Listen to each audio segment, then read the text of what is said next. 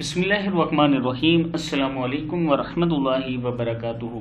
عابد راضی چینل کی طرف سے آج میں اپنے تمام دوستوں کو ایک ایسی دعا بتاؤں گا جو تمام ضرورتوں کا حل ہے۔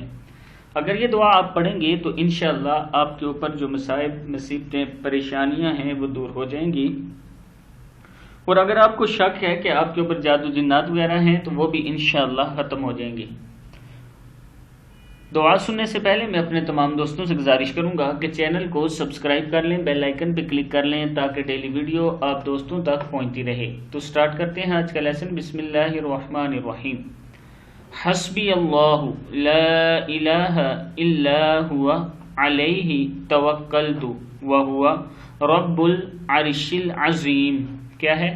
حسبی اللہ لا الہ الا ہوا علیہ توکلت وہو رب العرش العظیم۔ ابو داؤد کی حدیث ہے، میرے لیے اللہ تعالیٰ کافی ہے جس کے علاوہ کوئی معبود نہیں، اس پر میں نے بھروسہ کیا اور وہ عرش عظیم کا رب ہے۔ فضیلت: حضرت ابو درداء رضی اللہ عنہ فرماتے ہیں کہ جو شخص صبح و شام 7 مرتبہ یہ دعا پڑھے، یقین کے ساتھ یا بغیر یقین کے پڑھ لے، تو اللہ تعالیٰ اس کے ہر اہم مسئلے کی کفالت فرمائیں گے۔